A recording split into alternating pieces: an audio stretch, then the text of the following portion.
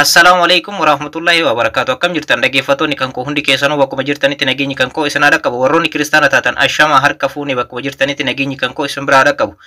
Kun chaanaala keessan Soofuma Raappiidha. Anis Mu'eedha. Akkuma baratame har'as viidiyoo ajaa'ibaa qabadhee isinii dhufee jira. Viidiyoo har'aa keessatti immoo kan ilaalu dhaggeeffattoota kan koo saffisa waayifii keessanii akkamitti dabaluu akka dandeessanii fi akkanumallee dhaggeeffattoota kan koo warroonni daataadhaan fayyadamtan intarneeta warroonni daataatti fayyadamtan immoo saffisa daataa keessanii akkamitti dabaluu akka dandeessan isinitti agarsiisa. Karaa lamaaniinuu isinitti agarsiisa. Warroonni waayifiitti fayyadamtan waayifiidhaan akkamitti saffisa waayifii keessanii dabaluu akka dandeessan isinitti agarsiisa.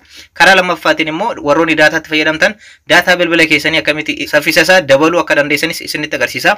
Kana qofaa miti viidiyoo har'aa keessatti kan ilaallu WhatsAppiin fiichara cimaa tokko fidee jira. Fiichara baay'ee nama qarqaaruudha. Namoonni baay'een osoo itti fayyadamtanii baay'ee natti tola waan jedheef fiicharri WhatsAppiin fide kun maalidha isinitti agarsiisa jechuudha dhaggeeffattoota kan koo. Egaa barnoota keenya har'aa keessatti kana kan ilaallu warroonni yeroo jalqabaatiif gara chaanaala keenyaatti dhuftan anaa dhufu baga nagaan dhuftan isiniin jecha warroonni chaanaala kanaaf haarawaa taatan subscribe gochuun dagatinadha. Akkanumallee mallattoo notification all irra godhaadha. Yeroo hunda viidiyoo haarawaa yeroo gallakkisu mallattoo notificationiitiin yookaan beeksisaatiin akka isin dhaqqabuuf maatiiwwan chaanaalichaa laayikii fi sheer gochuun dagatinadha. Hamma dhuma viidiyoo kanaatti na wajjin tura. Egaa jalqaba irratti kan isinitti agarsiisu warroonni daataatti fayyadamtan daataa bilbila keessanii yookaan daataa intarneeta bilbila keessanii saffisa isaa akkamitti akka dabaluu dandeessan isinitti agarsiisa. Kana gochuudhaaf sitingii bilbila keessanii keessani seentu. Ergasii connection bakka jedhu kana keessa seentan. Ergasii mobile networks bakka jedhu kana keessa seentan. Itti aansuudhaan access point bakka jedhu kana irratti kilik gootan.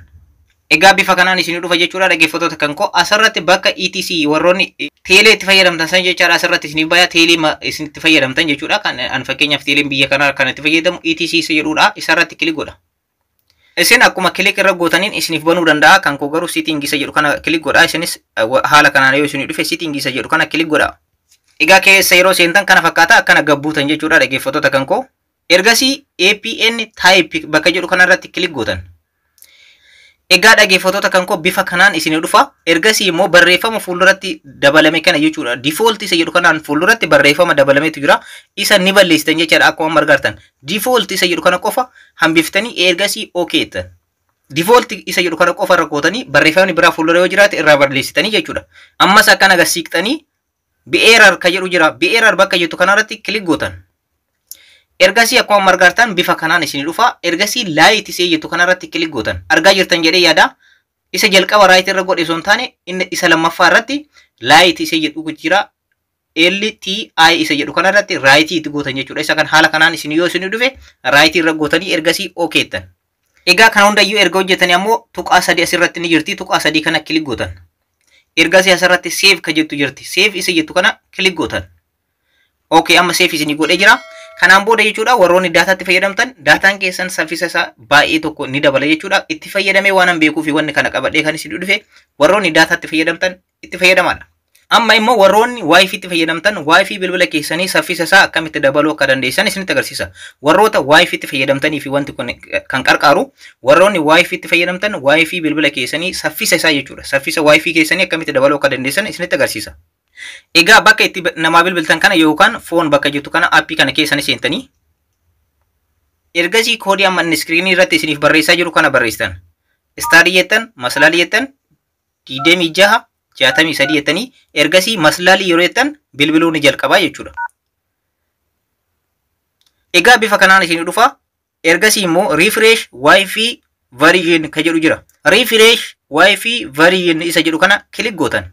Egaa amma dhaggeeffattoota kan koo an bilbila kan koo irratti screen record godhaa jira waan ta'eef screen recording kan koo na jalaa dhaabbata waan ta'eef refresh wifi version isa jedhu kanarratti kilik hin godhu. Sababni isaas bilbilli kan koo ni cufa waan ta'eef. Kanaafuu isin refresh wifi version isa jedhu kanarratti kilik immediately akkuma gootaniin bilbilli keessan switch off godhee ofuma isaatii of banaa bifa haarawaatiin wifi keessan itti fayyadamu yoo jalqabdan bilbilli keessan saffisa wifi ni dabala jechaadha. Bifa kanaan itti fayyadamaadha. Yeroo hundayyuu jechuudha dhaggeeffattoota kan koo saffisni wifi keessanii kan jalqabaa irraa gabbu'aa yoo deeme as dhuftanii bifa amma isinitti agarsiise kanaan itti fayyadamtanii saffisni wifi bilbila keessanii ni dabala jechaadha. Warroonni wifi itti fayyadamtan wanta kanatti fayyadamaadha. Warroonni saffisa wifi barbaadan jechuudha. Ammas viidiyoo kana like gochuun dagatinadha. Egaa dhaggeeffattoota kan koo amma immoo WhatsAppiin fiicharii cimaa tokko fidee jira. Fiicharii WhatsAppiin fidee kan isin qarqaru baay'ee cimaa ta'e kun maalidha? isin qarqareedhee wayyaadheef qabadhee kan isiniif dhufe. Duraan dursitanii dhaggeeffattoota kan koo Play Store irra seentanii WhatsApp keessan update gootan. WhatsApp jettanii WhatsAppin keessan kun update ta'uu qaba jechuudha. Asirratti open isa jedhu kana qofatti dhufuu qaba. Update godhaa yoo isin jedhe update isa jedhu san click gochuudhaan update gootan jalqaba jechuudha wanta kanatti fayyadamuudhaaf. Sababni isaas future kun isin dhufuu kan danda'u yoo WhatsApp keessan haaromsitan qofaadha. Ergasii open jettan. Ergasii dhaggeeffattoota kan koo nama tokko WhatsApp keessanitti fayyadamtanii sagaleedhaan namaaf erguu yoo barbaadan waan ajaa'ibaa isinitti agarsiisa jechuudha. Ergasii nama erguu fi barbaadan sagalee erguu fi barbaadan bira ni dheeyitan. Erga filatanii booda mallattoon riikardiidha jirti. Ishee kana qabdu. Egaa dhaggeeffattoota kan koo haasawaan haasaa isinitti agarsiisaa ture kana mee open godhee osoo hin ergin dura jechuudha. Hin ergine nama saniif hin ergine jechuudha. Sagalee kana nama saniif hin ergine. Amma immoo haa dhaggeeffadhu mee haasawa kana. Ol harkiftan gara mallattoo qulfii kanatti jechuudha. Qulfii itti godha. Akkuma margartan haasawaa jira jechuudha. Amma haasawaa jira. Riikardi godhaa jira jechuudha dhaggeeffattoota kan koo. Egaa riikardi irra jira. Erga riikardi gootanii booda dhaggeeffattoota kan koo asirratti bakka deemtuu kana kilik gootan.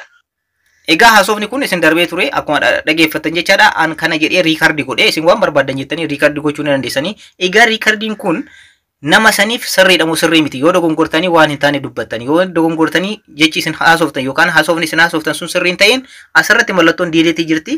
Mallattoo diileetii kana gochuudha tuquudhaan ni balleessitu jechuudha. Erguu yoo barbaadan immoo asirratti mallattoon sendi miseejii jirti. Mallattoo sendi miseejii kana kilik gochuudhaan erguu fi ni dandeessan. Future ajaa'ibaati. Kanaan dura kana gochuun hin danda'amu. Riikardi yoo gootan jechuudha dhaggeeffattoota kan kun kanaan dura inoo erga isiniif ergaa jechuudha. Amma immoo garuu haala kanaan sagalee riikardi gootan san dhaggeeffattanii sirriidha moo sirrii miti sagaleen kun ergaan erguu fi barbaadan sun sirriidha moo sirrii miti kan jedhu erga adda baafattanii booda ni ergitanii fi yoo ta'uu baate immoo diileet isa jedhu kana diileet gootanii irra deebisanii ammas bifuma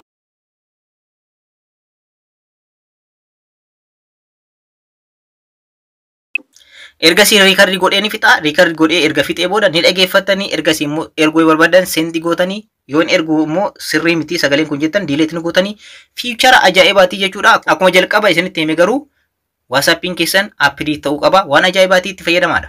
Egaa dhaggeeffattoota kan koo barnoota kan koo har'aa irraa akka barattan abdiin qaba. Barnoota kan koo kanarraas asuma irratti xumuree jira. Yeroo biraa viidiyoo biraatti walitti deebina. Warroonni chaanaala kanaaf haarawaa taatan immoo subscribe gochuun dagatinadha. Akkanumallee maatiiwwan chaanalichaa laayikii fi sheer gochuun dagatinadha. Yeroo biraa viidiyoo biraatti walitti deebina. Horaa bulaa.